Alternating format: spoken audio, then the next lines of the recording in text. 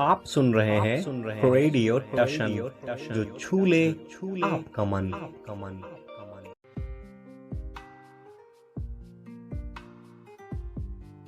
नमस्कार, good morning, सुप्रभात। खेल की बात रेडियो टशन के साथ के इस अंक के साथ स्वीकार कीजिए मेरा यानी रामकिशन का प्यार भरा नमस्कार। यहाँ पर आपके लिए हम लाते हैं ताज़ा खेल की खबरें आपके लिए समेट करके, और आप सुनना न भूलिए। और आज हम तमाम खेल की खबरों पे चर्चा करेंगे। तो आज हमारे साथ रेडियो टशन के YouTube चैनल पे इन तमाम खेल की खबरों पे चर्चा के लिए मौजूद हैं मोहम्मद आजम साहब। तो आजम जी, आज काफ़ी खबरें हैं। क्रिकेट के हलकों में यदि हम बात करें तो कल देखा आपने मैच? बीते रात को क्या हुआ? Yes, good morning and thank you very much. Yes, I actually watched complete match, and what a fantastic story that was. It was Afghanistan versus Sri Lanka. At one stage, it was looking like the Sri Lanka will be able to win the match when they scored 241 for the loss of 10 wickets, 49.4 overs. And then Afghanistan came out to bat with a positive intent. Fantastic piece of start as far as Sri Lanka is concerned. Gurbaz got dismissed very early the first over, and then a good partnership. Rahmat Shah and Ibrahim Zadran, both of them played a fine knocks, respective innings for their team. It was Hashmatullah Shahidi who also played a good knock, 350s and one score of 39. Took home, as far as Afghanistan is concerned, a famous victory of Afghanistan with 7 wickets in hand. And the last match which they won, that was against Pakistan by 8 wickets, and they also defeated England by 69 runs. So 3 consecutive and comfortable, as well as what you can say, comfortable victory. Yes, मतलब ऐसा नहीं कि आप ये कहो कि जी ये तुक्के में जीत गए. Fantastic victories, and Afghanistan is shining right now. जी बिल्कुल, शानदार विजय उन्होंने अर्जित की। तो हुआ ये, टॉस जीत के पहले बल्लेबाजी करने का फैसला किया भाई। जो टीम थी श्रीलंका, उन्होंने बल्लेबाजी करने का फैसला किया। टीम में यदि टीम की मैं बात करूं तो आज दिमुथ करुणारत्ने को खिलाया गया था। कुशल परेरा खास कर नहीं पा रहे थे, लेकिन नतीजा नहीं बदला, केवल टीम में परिवर्तन ही हुआ। आउट भी पहले वही हुए। निशंका ने बहुत बढ़िया पारी खेली। कुशल मेंडिस, समीरा ने बहुत बढ़िया खेला, लेकिन बाद में इतना दबाव आया कि 241 रनों पे महज ढेर हो गई पूरी श्रीलंकन पारी, और 242 रनों का जो विजयी लक्ष्य था, उसकी तलाश में अफगानिस्तान जब आई पीछा करने, रहमानुल्लाह गुरबाज जो उनके इनफॉर्म प्लेयर हैं, पहले ही ओवर में उनको खो दिया। उसके बाद एक बहुत अच्छी साझेदारी इब्राहिम जादरान के बीच और रहमत शाह के बीच, 39 किए जादरान ने, 71 की वो पार्टनरशिप हुई। और उसके बाद एक साझेदारी हुई, वो अराउंड 61-62 रनों की वो साझेदारी हुई। 131 पे विकेट गिरा। आउट हुए रहमत, रहमत आउट हुए, उन्होंने 62 रन बनाए। उसके बाद हशमतुल्ला शहीदी और असमतुल्लाह उमरजई, यानी कहते हैं हशमत और असमत, ये दो आए और 73 रन बनाए 63 गेंदों में उमरजई ने, और शहीदी ने एक तरफ से एक पारी खेली, उन्होंने भी एक 50 पूरा किया और कंफर्टेबल 46वें ओवर में यानी दूसरी गेंद पे मैच को फिनिश कर दिया बहुत बढ़िया तरीके से। मजेदार स्टाइल में भाई वाह, अफगानिस्तान ने तीसरी जीत दर्ज की और उन्होंने अपने आप को सुपर 4 के लिए उन्होंने अपने आप को बनाए रखा है रेस में। तो चर्चा पे ही हम सीधे आते हैं। पहले श्रीलंका के अप्रोच पे क्या कहना चाहेंगे? कल बड़ी चर्चा हो रही थी कि श्रीलंका ने प्रयास भी नहीं किया बहुत ज्यादा तेज खेलने का, बहुत बेदबाव डालने का। क्या श्रीलंका सहमी हुई टीम थी या पिच में काफी कुछ था या उनके स्पिनर्स पे वो हावी नहीं हो पाए? नहीं, श्रीलंका ऑलरेडी लगातार मैचेस जीत कर आ रही थी, कॉन्फिडेंस लेवल की कोई कमी नहीं थी। जरूरत इस बात की थी कि उसको सही समय पे अप्लाई किया जाए उस कॉन्फिडेंस को, बस वो श्रीलंका ना कर सका और इस वजह से रन्स बनाने की गति में भी काफी ज्यादा समस्याओं का सामना करना पड़ा उन्हें। लगातार उनके रन रेट पर विकेटों का प्रभाव पड़ता रहा। एंजेलो मैथ्यूज खेल रहे थे जब 6 विकेट गिरने के बाद और ऐसा लग रहा था कि मतलब वो क्या भी करे, अकेला एक आदमी कहाँ भार फोड़ता है। वो कहावत है ना, अकेला चना कहाँ भार फोड़ता है, तो वो वाली बात है। गांव में कहते हैं अक्सर इसको, भार फोड़ने का मतलब होता है जो जहाँ पे कुछ भूनते उनते हैं, भूजा चावल जो भी कह लीजिए। तो श्रीलंका टीम मुझे लगता है ट्रांजिशन के दौर से गुजर रही है। 2 मैच अच्छे खेले, बड़ी बढ़िया जीत दर्ज की उन्होंने पीछे इस विश्व कप में, लेकिन कल के मैच में शायद उनके स्पिनर को ठीक से टैकल ना कर पाना एक कारण रहा। और सब अच्छी लय में थे, राशिद खान हो, मुजीब हो, नबी हो, सब अच्छी लय में थे, बॉलिंग अच्छी कर रहे थे वो लोग और पैचेस में विकेट लिए उन्होंने, ये अच्छी चीज थी। एक चीज और मेरे को देखने में आई, पता नहीं श्रीलंका की गेंदबाजी की धार कहाँ चली गई है। लग रहा था बहुत आराम से खेल रहे थे। ये श्रीलंका की गेंदबाजी खराब हुई या अफगानिस्तान ने आउटस्टैंडिंग बैटिंग की? नहीं, कुछ गेंदबाजी खराब आप कह सकते हैं, लेकिन सारा श्रेय अफगानिस्तान के खिलाड़ियों से आप छीन नहीं सकते। उन्होंने जबरदस्त क्रिकेट खेली, सूझबूझ का परिचय दिया। जडेजा के जाने के बाद, जब से जडेजा टीम में जुड़े हैं, भारतीय पूर्व हारफन मौला खिलाड़ी, तब से श्रीलंका हो या फिर कोई भी टीम हो, अफगानिस्तान ने उन टीमों के अगेंस्ट सिंगल डबल्स को बड़ा महत्व दिया। और आप देखें वही हशमतुल्लाह शाहिदी हैं जिनकी एक पारी को बहुत क्रिटिसाइज किया गया था एशिया के दौरान, शायद अगर मैं ठीक हूं तो, बहुत ज्यादा गेंदें ली थी उन्होंने। हालांकि वो आज भी वो गेंदें ज्यादा लेते हैं, लेकिन अब उन्होंने कैलकुलेटिव रिस्क लेना सीख लिया है, सिंगल्स डबल को दौड़ते रहने की एक आदत डाल ली है। इस वजह से अफगानिस्तान की क्रिकेट बहुत आगे जा रही है और मैं उम्मीद करता हूं कि इस वर्ल्ड कप में तो शायद अफगानिस्तान सेमीफाइनल में ना जाए। देखिए जो पॉसिबिलिटीज हैं, ऐसा नहीं कि पॉसिबिलिटीज नहीं कि अफगानिस्तान नहीं जाएगी, लेकिन संभावनाएं बस हैं। प्रैक्टिकली वो थोड़ा उतना संभव नजर आता नहीं। ऑस्ट्रेलिया से मैच अभी है, उनको खेलना है, अफ्रीका से भी खेलना है, एक मैच उनको नेदरलैंड से खेलना है, वो जीत लेंगे, इसकी पूरी संभावना है। लेकिन नेदरलैंड्स भी अच्छा क्रिकेट खेल रही है, ना भूलें आप। बांग्लादेश का मैच अगर अफगानिस्तान हारा नहीं होता ना, तो शायद सिनेरियो कुछ और होता। निश्चित तौर से वो हार चुभेगी अफगानिस्तान को। अच्छा, खास कुछ इस पे बात करने के लिए है नहीं, इसलिए हम बीते रात एक और मैच हुआ था, हम उस पे भी आएंगे, क्योंकि कल हमारा शो किसी कारण से नहीं आ पाया, क्षमा प्रार्थी हैं। तो उससे एक दिन पहले यानी भारत और इंग्लैंड का मैच खेला गया था 29 को, है ना, रविवार को खेला गया था। तो उसमें हुआ ये था कि भारत ने इंग्लैंड ने टॉस जीता था और बोला इंग्लैंड ने टॉस जीता, आप बैटिंग और कर। उन्होंने भारत को बैटिंग करने के लिए बाध्य किया। भारत की शुरुआत कुछ खास रही नहीं, क्योंकि रोहित शर्मा अकेले जंग लड़ रहे थे और एक तरफ से विकेटों का पतझड़ जारी था।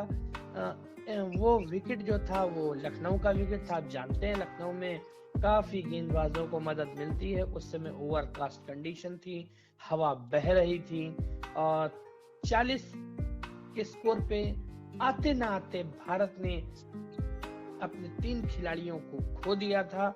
उसके बाद एक साझेदारी 91 रनों की हुई। संकट मोचन बने केएल राहुल, हमेशा बनते हैं मगर उनका नाम कहीं आता नहीं है। नाम रोहित और कोहली का आता है मगर KL Rahul under the dogs कह सकते हैं हम, सच में रहते हैं। वही हुआ, 91 रन की वो साझेदारी केएल राहुल और रोहित शर्मा के बीच हुई। वहां से भारत पटरी पे लौटा और 131 पे चौथा विकेट खोया। केएल राहुल ने एक हवाई शॉट खेलने की कोशिश में अपना विकेट खोया और उसके बाद रोहित शर्मा को भी जाना पड़ा 87 रन बना के। रोहित शर्मा की एक तपस्या कह सकते हैं हम, रोहित शर्मा की एक कठिन तपस्या का अंत हुआ 87 रन बनाने के बाद 101 गेंदों में। तो उसके बाद यदि हम ओवरऑल बात करें तो फिर खास कुछ हो नहीं पाया। हाँ, अंत में जरूर मैं कहूंगा एक समय 208 पे 7 विकेट हो गए थे, लेकिन मोहम्मद शमी और बुमराह ने बड़ी सूझबूझ से पारी को 132 तक आई थिंक पहुंचाया, 129 तक नहीं, शमी तो आउट हो गए थे उसके बाद। बुमराह और कुलदीप ने 229 229 तक पारी को ले गए। इसका अर्थ ये हुआ कि 230 रन बनाने थे। यहाँ का एवरेज स्कोर भी 230 है, ये आपको ध्यान रहे। और 230 रन बनाने का पीछा करने उतरी इंग्लैंड टीम भी बड़ी परेशान रही। भारत टीम में नाक में दम कर दिया भारत ने। बुमराह ने क्या गेंदबाजी की, वाह भाई वाह। 18 तक तो कोई विकेट नहीं था, बहुत बढ़िया खेल रहे थे, लेकिन जैसे ही विकेट गिरा नकेल कसी और शिकंजा कस लिया उन्होंने बुमराह और शामी ने। यदि मैं बात करूं तो रूट ने 0 किया, यदि कोहली ने 0 किया तो रूट ने भी 0 किया। और उसके बाद स्ट्रोक्स का भी 0 आया, और बटलर ने संघर्ष जरूर किया मगर कुछ खास कर नहीं पाए। एक तरफ से बेस्ट्रो काफी देर तक खड़े रहे, लेकिन उनकी भी तपस्या का अंत हुआ। एक भारत ने तो 40 में 3 खोए थे, मगर उनके आते ना आते पावर प्ले का होते ना होते 40 पे 4 खो दिए उन्होंने। वहीं से नींव पड़ी और पूरी टीम 129 तक पहुंचते पूरी टीम पवेलियन में जा चुकी थी। इसका अर्थ ये था कि भारत ने 100 रन के अंतर से इंग्लैंड को पराजित किया। तो अब मैं इस मैच पे आऊंगा। पहले 40 पे 3 भारत के हुए। क्या वो पिच खराब थी या वास्तव में वो इंग्लैंड के अंदर एक आग थी कि हमें जीतना है? क्या इंग्लैंड की टीम में गेंदबाजों ने कुछ फूंकने का प्रयास किया था, जान फूंकने की प्रयास किया था कि हम भारत के लिए दुश्वारियां पैदा करने आए हैं? जी एब्सोल्युटली। पिच में तो जो था वो था, but England was playing a fantastic cricket, in the initial phase. वो चढ़ के बॉलिंग कर रहे, जैसे विनीत गर्ग कमेंट्री कर रहे थे, और वो बड़ा रोमांचक पल था जब विनीत गर्ग और प्रसन्ना संत जैसे 2 महान कमेंटेटर, मैं महान इसलिए कह रहा हूँ क्योंकि प्रसन्ना संत के बारे में बहुत कम लोग जानते हैं, लेकिन वो बड़े जबरदस्त कमेंटेटर, बड़ी ख्याति प्राप्त की उन्होंने इस फील्ड में। हालांकि वो रेडियो पे भले ही कम आते हैं, बट अदरवाइज वो बहुत एक्टिव रहते हैं। तो और ब्लाइंड फ्रेंडली भी हैं, काफी अच्छे हैं। एक्चुअली मैं उनसे मिला हुआ हूँ, तो इसलिए मैं आपको अपना एक्सपीरियंस बता रहा हूँ उनके साथ। और विनीत गर्ग तो कहने ही क्या। हाँ, तो वो भी यही कह रहे थे, हवा तो जो थी वो थी और ओवरकास्ट कंडीशन थी, बट अगेन बॉलिंग अच्छी हो रही, चैनल में बॉलिंग हो रही थी और भारत को प्रॉब्लम आई। विराट कोहली न मालूम क्यों वो शॉट खेलने गए, कुछ अता पता नहीं लगा और बॉल खड़ी रह गई। उसके बाद उनका विकेट मिला, 0 पर आउट हुए। वो आश्चर्यजनक था। शुभमन गिल भी पता नहीं क्या कर रहा था, और श्रेयस अय्यर की समस्या शॉर्ट बॉलों की जो लगातार है वो बनी हुई है, उस पर बीसीसीआई हो या फिर सूर्य कुमार यादव, सॉरी श्रेयस अय्यर खुद हो, उनको कुछ ना कुछ सोचना पड़ेगा, क्योंकि ये आपके साथ होगा जब आप दूसरे देशों में जाओ, क्रिकेट खेलने जाओगे, तो ये चीजें आपके सामने आएंगी, दुश्वारियां आपको होंगी। शॉर्ट पिच बॉल इंग्लैंड हो, ऑस्ट्रेलिया हो, वो आपको करेंगे अपने ग्राउंड पे। और ये ना भूलें, अगला जो विश्व कप है वो यूएसए और वेस्ट इंडीज में है, वहां पे भी हाँ, दोनों जगह है ना, यूएसए और वेस्ट इंडीज में कुछ मैच है। जी हाँ, दोनों जगह है, जी हाँ। तो वहां भी कुछ बाउंस वगैरह ठीक ठाक रहता है पिच, फ्लोरिडा वगैरह की पिच हालांकि छोटी जरूर है, रन्स बहुत बनते हैं, लेकिन कई बार शॉर्ट पिच बॉल से प्रॉब्लम्स आती है। तो इंग्लैंड ने बॉलिंग जो है अच्छी की, लेकिन बाद में बेहतरीन रिकवरी भारत की। रोहित शर्मा की वो तपस्या से भरी पारी, जैसा आपने कहा, 87 रनों की बहुत ही महत्वपूर्ण पारी, और राहुल ने 39 की है। और सूर्य कुमार यादव को आप ना भूलें, 49 रन की उन्होंने पारी खेली, और अपने जो उनका नेचर है उससे विपरीत जाके उन्होंने बैटिंग की, आराम से सिंगल्स डबल्स की। थोड़ी सी मैं समझता हूँ समझदारी कम दिखाई सूर्य कुमार यादव ने, जब वो अपने जो टैलेंटर्स थे उनको स्ट्राइक्स दे रहे थे, और उसमें बुमराह या फिर और बॉलर्स हो जो खेल रहे थे, वो कई गेंदों को जाया कर रहे थे। बुमराह ने बहुत देर बाद खाता खोला, 13 गेंदों के बाद खाता खोला था उन्होंने, वो भी चौके के साथ, आपको याद होगा। अच्छा, भारत के मैच में हम लोग चाहे 10 दिन के बाद शो करें ना, एक चीज याद रहती है कि कैसे हुआ था, क्या हुआ था। बाकी अगर किसी और का मैच होता है तो फिर हम भूल जाते हैं कि अच्छा उसने कितने बनाए थे। तो ये था। और कुलदीप ने भी 9 रनों की पारी खेली, 16 बनाए बुमराह ने, आपको पता है 25 गेंदों में, तो गेंदें बहुत जाया की उन्होंने। लेकिन हाँ, वो शायद सिचुएशन यही थी कि वहां से भारत को निकालना था, इसलिए वो उस कोशिश में लगे रहे और 229 तक पहुंचा पाए। जब पहली पारी खत्म हुई, मैं तो क्या, मुझे लगता है भारत के ज्यादातर लोग ये सोच रहे होंगे, या दुनिया के ज्यादातर लोग, कि शायद ये रन इंग्लैंड चेस कर लेगा। आपको क्या लग रहा था? जी हाँ, हमारी आपकी ऑफ एयर बात हुई थी, आपने कहा था क्या, मैंने फिर कहा था इंडिया, अगर आपको याद हो तो। मैंने कहा था, और वो पिच को देखते हुए कहा था। दूसरी बात, सूर्य कुमार पे जरूर मैं आऊंगा। सूर्य कुमार की बात आपने की, 49 की उन्होंने, लेकिन मुझे उनका अप्रोच बिल्कुल ठीक नहीं लगा। हाँ, मैं खुद यही कह रहा हूँ। वो जबकि इंग्लैंड एक ओवर पीछे चल रहा था ओवर रेट के हिसाब से, उनको अंत में मौका मिलता, लेकिन न मालूम वो क्या करने का प्रयास कर रहे थे, और बार बार स्ट्राइक दे रहे थे। वो 4 गेंदें जाया हुई एक ओवर में, क्योंकि बुमराह कर नहीं सकते थे। बुमराह यदि मारते और वहां पकड़े जाते तो भारतीय जनता उनको ट्रोल करती कि आप, जब आपके सामने सीनियर खिलाड़ी खड़ा है, आप क्यों मारने का प्रयास कर रहे हो। और हुआ भी यही, जैसे सूर्य आउट हुए वैसे ही बुमराह ने चार्ज संभाला, और उन्होंने आनंद फानंद में, आप देखिए 13 गेंदों में खाता खुला, और 25 गेंदों में 16 रन आप बता रहे हैं। इसका मतलब 12 गेंदों में 16 रन बुरा नहीं है। तो मेरे हिसाब से थोड़ी सी सूर्य कुमार के अप्रोच में थोड़ी कमी आई, और मुझे लगता है कि उनके साथ ऐसा लम्हा आया नहीं होगा, या तो इसीलिए शायद उनको दुश्वारी हुई। बाकी ओवरऑल 49 रन उनके 47 गेंदों में महत्वपूर्ण 49 रन थे। अच्छा, मैं एक मुद्दे पे और आना चाहूंगा कि जब से मैं पिछले कुछ मैचों को इंक्लूड कर रहा हूं, भारत इस विश्व कप में 2 पे 3 भी हुआ, 40 पे 3 भी हुआ, 40 पे 3 भी हुआ, और उसके बाद भारत जाके 230 बना रहा है, 250 बना रहा है। तो मुझे लगता है पिछले वर्षों के मुकाबले आज के समय में आप क्या चीज मानते हैं कि भारत की बेहतर? दबाव सोखने की आदत, क्षमता, उसमें सुधार हुआ है।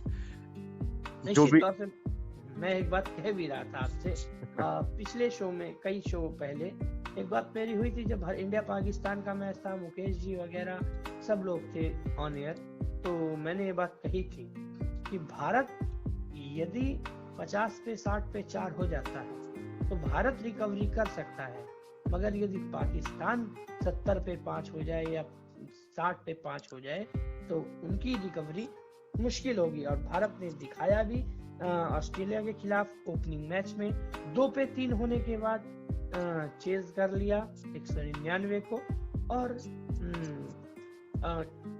यानी बीती रात 40 पे 3 होने के बाद भी यदि हम 229 तक पहुंचे तो कहीं ना कहीं ये भारत के लिए एक शुभ संकेत की तरह है। अच्छा, हाँ, बस 4 नंबर का जो स्लॉट है श्रेयस अय्यर का, जी तो वो अभी भी मुझे थोड़ा सा नजर आता है खतरे में, लेकिन आप उस जगह पे नहीं खिलाएंगे किसको, ये थोड़ा सा मसला है। नहीं, ऐसा नहीं है। मैं अपने ओपिनियन की बात करूं तो देखिए, श्रेयस अय्यर आपके चले कहाँ नहीं, जहाँ पे पिच खराब थी, जहाँ पे कोई और भी नहीं चला, जब जो रूट जैसे सरीखे महान प्लेयर नहीं चले, विराट कोहली नहीं चले, और श्रेयस अय्यर के बारे में तो क्या ही कह सकते हैं। वो जो उनकी दिक्कत है वो बनी हुई है, टीम मैनेजमेंट बराबर काम कर रही है, श्रेयस अय्यर नेट्स में बराबर शॉर्ट गेंद पे अभ्यास कर रहे हैं। ऐसा नहीं है कि वो प्रयास नहीं कर रहे हैं, लेकिन निकल नहीं पा रहे उस जाल से। हाँ, ये बड़ी समस्या है। ये बड़ी समस्या है। खैर, हाँ, थोड़ा मैं बहुत संक्षिप्त टिप्पणी में आपसे चाहूंगा एक राय लेना कि इंग्लैंड आखिर क्या ऐसी वजह हुई कि वहां से इंग्लैंड हताश हो गया। लगातार जब आप मैचेस पर मैचेस हारते जाते हैं ना, तो आपके देश का जो प्रेशर है वो तो आपके ऊपर रहता है। फैमिलीज हो गई, कलीग्स हो गए, सब एक साथ आपको प्रेशराइज करते हैं कि अरे आप तो अच्छा खेल सकते हो, आप ऐसे क्यों हो रहे हो, आपके साथ ऐसा क्यों हो रहा है। तो इंग्लैंड के साथ वही हो रहा है। उनके देश से भी कई सारी टिप्पणियां आती रही। उनके कई फैंस लखनऊ में आए थे मैच देखने। टुंडे कबाबी पर एक स्पोर्ट्स तक का एक शो हुआ था, आई वॉज मिसिंग। अगर मैं वहां होता मैं जरूर जाता, और आपको जाना चाहिए था, आप गए नहीं वहां पे। तो वो बड़ा जबरदस्त शो था। वहां इंग्लैंड के कुछ फैंस आए हुए थे, वो बेचारे बड़े दुखी नजर आ रहे थे कि यार, मतलब हम 2019 का सेमीफाइनल याद करके बड़े खुश होते हैं, लेकिन फिर यहाँ देख रहे हैं तो इंग्लैंड की ये दशा। तो उनके फैंस का बड़ा दबाव था उनके ऊपर। और मुझे लगता है दूसरी चीज जो ये, वो उनका जो क्रिकेट खेलने का अप्रोच था ना इस विश्व कप में, कि हम जाएंगे ताबड़तोड़ मार के आएंगे, उसने उनको ले डूबा और कुछ नहीं। मुझे लगता है जॉश बटलर जब आउट हुए ना, वहां से इंग्लैंड घबरा गया। अच्छा, आप इस मैच की केवल बात करें या पूरे श्रृंखला की बात? नहीं, इस मैच की बात। हाँ, इस मैच में तो जॉर्ज बटलर का आउट होना एक बहुत जबरदस्त आघात था। मैं और आप उस दिन जो चर्चा कर रहे थे उस पर आऊंगा कि इनको ना अपने ऑर्डर्स में कुछ फेरबदल करने चाहिए, शायद उसके फ्रूटफुल रिजल्ट मिले। लेकिन पता नहीं क्यों इंग्लैंड किसी को सुन नहीं रहा है। सब कह रहे हैं, बड़े बड़े एक्सपर्ट्स ये बात कहते हैं कि अपने ऑर्डर्स में इंग्लैंड को बदलाव करने चाहिए, जॉर्ज बटलर को थोड़ा ऊपर रखना चाहिए, और कुछ प्लेयर्स हैं उनको ऊपर नीचे शफल करके आप उनसे उनका बेस्ट निकलवा सकते हैं। आप बताइए, स्ट्रोक्स को 4 पे खिलाया इन्होंने स्ट्रोक्स को 4 पे खिलाया। अगर बटलर को क्यों नीचे खिलाने का क्या मतलब है? बटलर क्या ऐसा कर सकते हैं? खैर, अब ये तो बात निकल चुकी है। आगे करेंगे हम कि इंग्लैंड बेहतर करे और टूर्नामेंट में अभी काफी रवानगी आए। नहीं, अब देखिए, इंग्लैंड के हवाले से अगर आप बात करें तो कुछ नहीं हो सकता, उनका तो खत्म हो गया। आज एक मैच खेला जाएगा, पाकिस्तान बनाम कलकत्ता के ईडन गार्डन में, पाकिस्तान वर्सेस बांग्लादेश। एक अहम मैच, दो एशिया की टीम के पॉइंट ऑफ व्यू से बहुत अहम मैच है, क्योंकि अब पाकिस्तान से अफगानिस्तान आगे निकल चुका है। तो आज पाकिस्तान को मैच जीतना जरूरी है, तो जीत सकता है। क्या लगता है आपको आज के मैच के बारे में? नहीं, देखो, ऐसा कहते हैं लोग, पाकिस्तानी आवाम भी ये कहती है, और उनके जो फॉलोअर्स हैं, जो शुभ चिंतक हैं, वो भी ये कहते हैं कि पाकिस्तान दबाव में अच्छी क्रिकेट खेलता है, नो डाउट। हाँ, लेकिन वो दबाव नजर आ रहा है उनके ऊपर, फिर भी अच्छी क्रिकेट नजर नहीं आ रही। ये एक बड़ी समस्या है। अफगानिस्तान के विरुद्ध क्या हुआ आपने सबने देखा, जहां पाकिस्तान मैच को जीत सकता था, क्योंकि उनके पास अफ्रीका के खिलाफ क्या हुआ। अफगानिस्तान तो चलिए कोई दिक्कत नहीं है, कंफर्टेबली जीत गए, बट अफ्रीका एब्सोल्युटली, वो मुझे लगता है अंपायर कॉल उनको ले डूबा।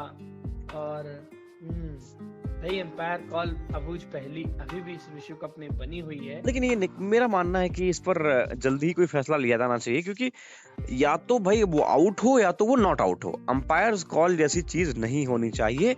हालांकि इसके लिए ये कहा जा रहा है कि और उन्नत क्वालिटी की टेक्नोलॉजी चाहिए और पैसे खर्च होंगे तो ठीक है ना, आप खर्च कर लीजिए, नहीं तो आप इसको हटा दीजिए, क्योंकि ये बहुत ठीक बात नहीं है। मैच के फैसले को कई बार ये प्रभावित करती है। निश्चित तौर से पहले तो वेंडर डूसन को आउट दिया जाना बड़ा ही चर्चा का विषय रहा, और फिर तबरेज शमशी को आउट ना दिया जाना ये उससे भी ज्यादा चर्चा का विषय रहा। वही पाकिस्तान की हार की वजह भी बना, क्योंकि सारे एक्सपर्ट्स का मानना था वेंडर डूसन को नॉट आउट दिया जाना, यानी वेंडर डूसन आउट नहीं थे, ये काफी लोगों का मानना था। और वही मानना तबरेज शमशी के मामले में था। जब अंपायर कॉल हुआ, सभी एक्सपर्ट्स को मैं सुन रहा था स्टार स्पोर्ट्स पे, सब कह रहे थे बिल्कुल आउट है, कहां से आउट नहीं है। ये एक खराब बात है।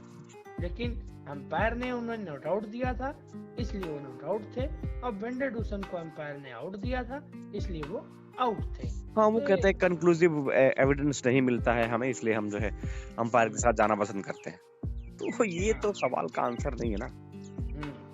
तो अंत में शो के समापन से पहले क्या लगता है, पाकिस्तान से कोई एक stand out performer? Abdullah Shafique I think will be the key player, sorry Saud Shakeel will be the key player. Saud Shakeel, Babar Azam क्योंकि फॉर्म में आए हैं, पिछले 2 मैच से अच्छा खेल रहे हैं, तो आप उनसे एक्सपेक्ट कर सकते हैं, बट हाँ थोड़ा उनको सिंगल्स डबल्स दौड़ने की आदत डालनी पड़ेगी। आप साउथ शकील के साथ जाएंगे? हाँ। बांग्लादेश से कोई एक stand out performer? I think Mushfiqur Rahim का दिन होगा आज। किसका? मुशफिकुर रहीम। अच्छा, रहीम का दिन होगा। शाकिब को तो सब कहते हैं, मैं इसलिए शाकिब को छोड़ रहा हूँ आज।